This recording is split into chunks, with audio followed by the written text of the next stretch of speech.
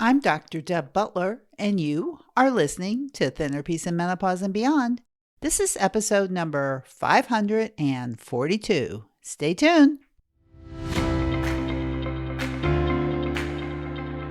Welcome to Thinner Peace and Menopause and Beyond. This is Dr. Deb Butler, Master Life and Weight Coach, and as always, your coach.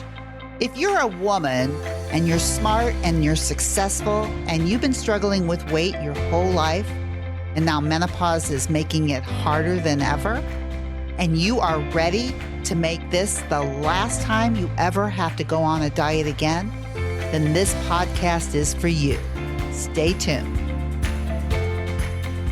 Well, hello, all my dear friends all over the world. And of course, I do mean all over the world. Right now, individually, I'm working with somebody in Pakistan. I'm working with somebody in New Zealand. I'm working with somebody in Australia. I'm working with somebody in England. And I'm working with many people in the United States. But my message, I think, is universal. And even recently, many of you may be aware that I just finished talking about a course that I was going to give called Jumpstart Your Brain to Lose Weight. And probably as you're hearing this, it is going on. And I'm sorry if you missed it, but I'm sure I'll be doing something like this again. A 3-day course, an hour a day, $37, where I get your brain going. But if you miss that and you still want to get your brain going, you always got this podcast. A little bit different than working with me in a group and being coached by me. But nonetheless, all over the world, all women seem to have the same problem. And the reason I was talking about my Jumpstart program is because we were running some videos on Facebook and on Instagram, and I could not believe all the responses that I got from people all over the world. I'm not even sure where, because in some, they were asking me if they could use certain money that I wasn't even sure what country that money came from. And, people telling me in English, they just have to get rid of their belly fat. But wanting to lose weight in menopause and feeling stuck about it is seriously a universal problem. And I think part of it is a cultural problem universally, and learning how to be happy with ourselves and accept ourselves, our bodies, seems to also be a universal problem. So one of the things that I thought about that I'd like to talk to you about today is this. What if you just didn't think about losing weight, that you didn't have to lose weight? Now, this is what I want you to think about. I have a lot of clients and I do a lot of mini sessions with women who tend to have a range of how high they'll go and how low they'll go. And it has nothing to do with their goal weight. So let's say somebody wants to weigh 140, but they weigh 160. And as much as they want to weigh 140, what they really don't want to happen is they don't want to go above 160, and they feel pretty good at 155. So they have this range of 155 to 160 where they kind of like to linger, even though they think they have to lose weight and they have to weigh 140. Now, if you're one of those people, because I used to be one of those people for 30 years where I always wanted to weigh 20 pounds less than what I weighed, but I would absolutely not let myself go above a certain weight. And when I started going down to a certain weight, it was almost like when it was up, I pulled everything in. So easy for me to lose weight because there was no way I was going above that number. And when I got down 5 pounds or so, that's kind of what the range was. It was kind of like, well, I should be able to reward myself for doing that. And I'm not at that high number anymore. So therefore, I should be able to have a celebration. I did so much of that for 30 years. And then, of course, I would go back to Weight Watchers and get my act together, follow the plan, and get down to the weight that I really wanted to be at. which only lasted a few days because then I would start eating my way back up and stay within the range of what I thought was acceptable, even though I had gained weight. So I don't know about you, but I want you to think about if this is you. I see a lot of clients like this, and I do a lot of mini sessions with those of you that when you hit a certain number, all bets are off. You're going to do whatever it takes, and you do start losing weight. Even though many people say they can't lose weight, they don't let themselves get any higher. They know how to figure that out. And it's in their head. And then when they start getting a little bit lower, it's party time.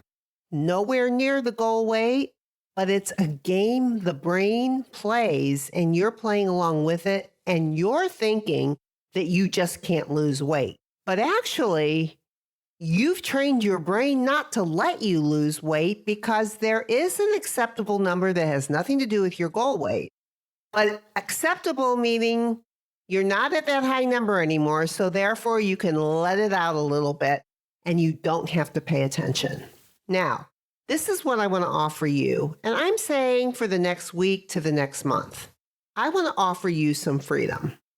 And the freedom is that I want you to accept where you are in this range. Let's just say you want to weigh 140, but you weigh 155 to 160. You kind of play around in that area. And these numbers could be very different. You could be in the 200s, 25 to 210, and you really want to be 180. Or you could be 250 and you really want to weigh 200. But all of you have this little it's okay thing going on in your head. And these numbers, you play with them. And I think this game keeps you from ever getting to your goal weight. And I don't think you know it. So here is my suggestion to you for a week or the next month. If you're in this range that you're playing with, not at the high number, not at your goal weight, and maybe not at that low number, but somewhere in between where you're always thinking you have to lose weight. Because I was always thinking I had to lose weight. For 30 years, really, that's all I ever thought is I had to lose weight. Even when I lost the weight, I was still thinking I had to lose weight. I wouldn't know what to do with myself if I didn't have to lose weight, if I didn't even have the thought that I didn't have to lose weight.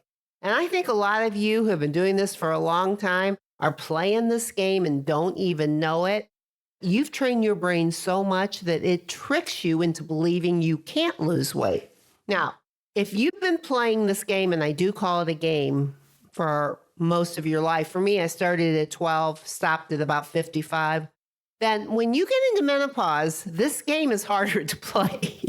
Everything is harder. There is no doubt about it. But you've been doing it all along anyway. And that's why when I speak with women, I always say to you, if you're a woman who's been struggling with weight your whole life, and now menopause is making it harder than ever, and you're ready to make this the last time you ever have to lose weight again, then you want to work with me, you want to listen to me because I got your number. But it's all of that mixed up. It's not just when you hit menopause. You've been playing around for years. It's just that you can't keep playing around like you used to when you hit menopause because your body is changing, your metabolism is changing, and it's asking you to pay attention. Not restrict and deprive more, but pay attention to what's going on. So this is what I want you to pay attention to this week or all 4 weeks in the next month, because I think 4 weeks could be very interesting for you as opposed to 1 week.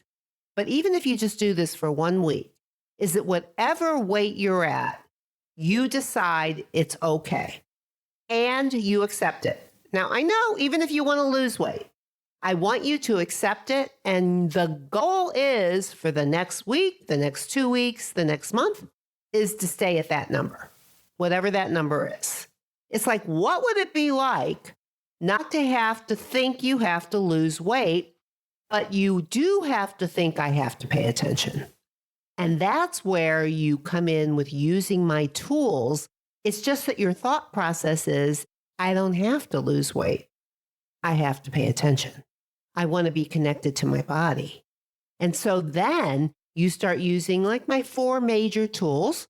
And if you're not sure what those are, please go back to listen to my first 4 or 5 podcasts where I just go over the basics because they really haven't changed in all of the years that I've been doing this. And just know so that you understand, can you eat when you're hungry and stop when you're full? Can you use the physical hunger scale and understand your numbers? Can you understand and notice that if you're not physically hungry and you're eating, what is really going on, which is, of course, emotional hunger. Now, when you're working with me individually or in a group, or if you're in a mini course with me, which is what's going on right now, you will have opportunities to have your brain coached so I can show you specifically what emotional hunger looks like. Because you don't have to name a feeling. You have to know more of what you're thinking that's creating the urge to want to eat when you're not hungry. So when you're specifically working with me or you're hearing me coach somebody else, it becomes much more clear what this looks like. But understanding your emotional hunger and your physical hunger is very, very important. 2 most important tools that I teach.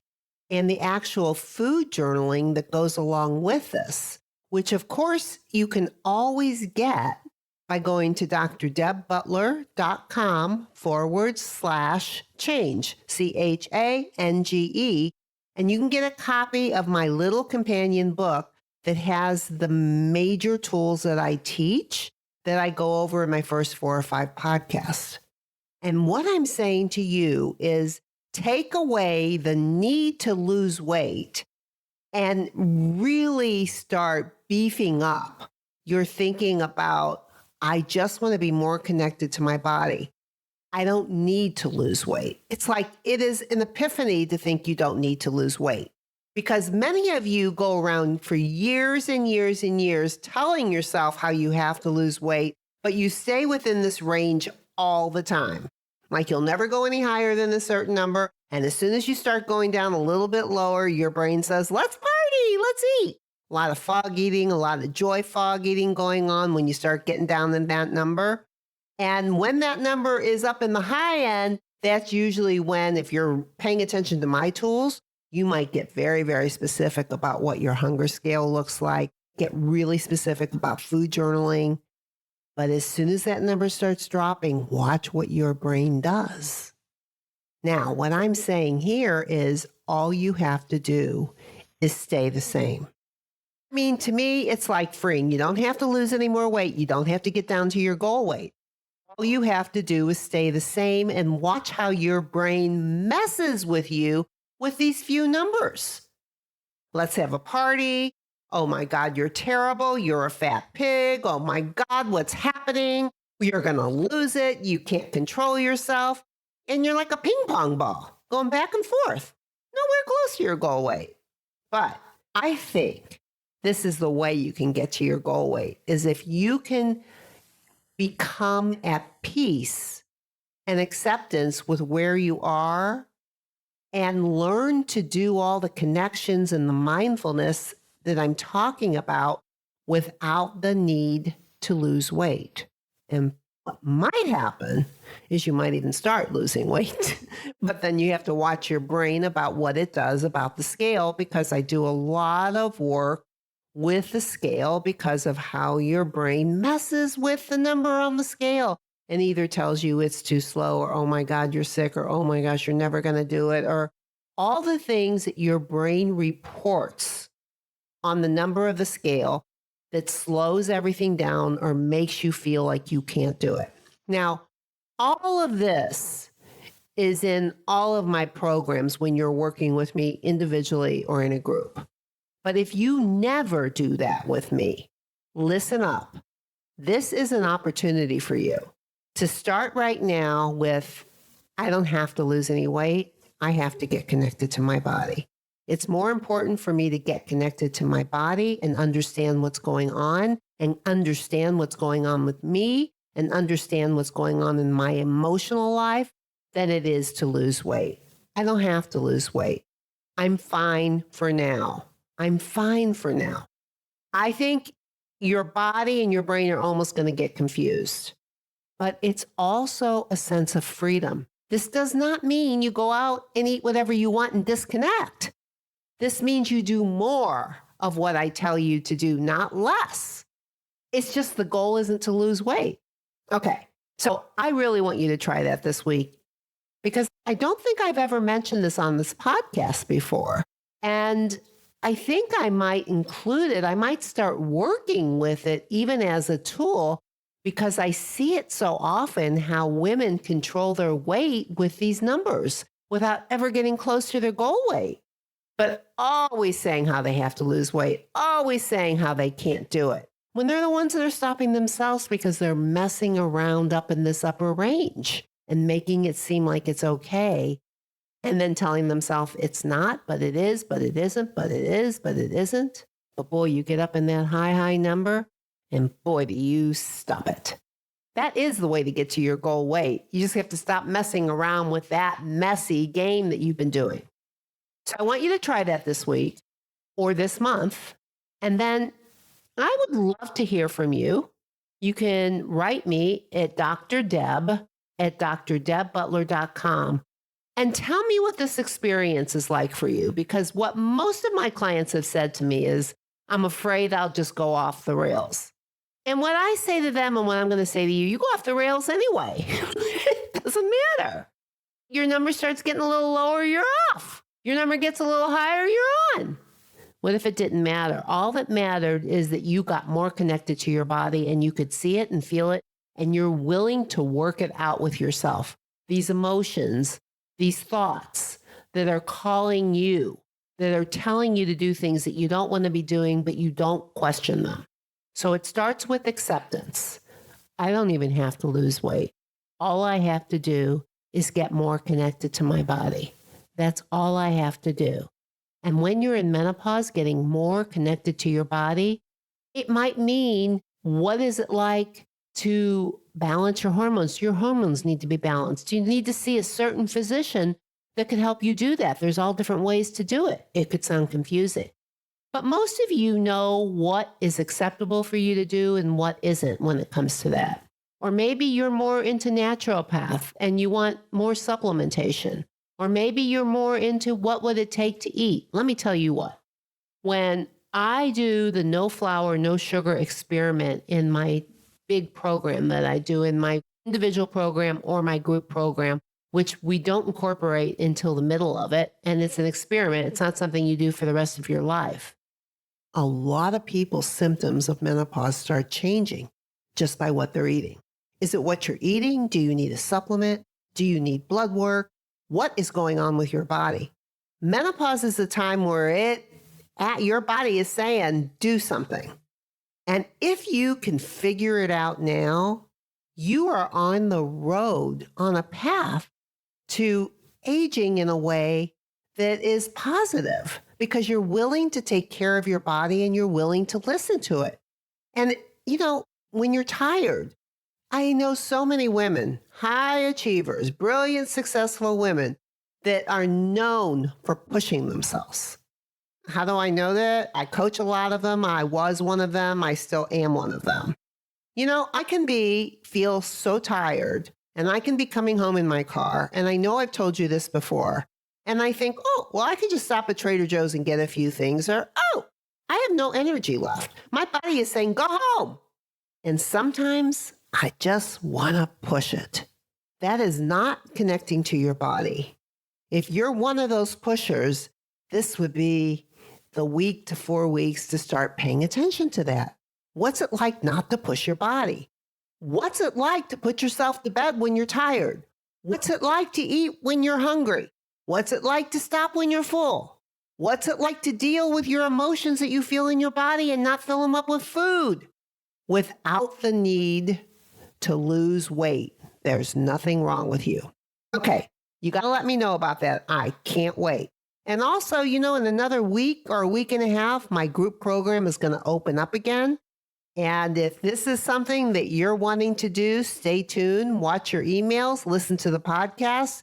You will be getting more information on it very, very shortly. But for now, as I end this podcast, most of you know what I'm going to say. I just want to make sure that you understand that you really don't have to lose weight. You really need to be more connected to your body. And you know what else you really need? To be very, very kind to yourself, no matter where you go or who you're with. Please be very, very kind to yourself. And I will see you next week. Bye-bye. If you're loving my podcast and you would like some more information to be able to follow along with, then please go to drdebbutler.com/change, and you can get a free copy of my companion book that goes with this podcast that I refer to in many different episodes. That is drdebbutler.com/change, CHANGE.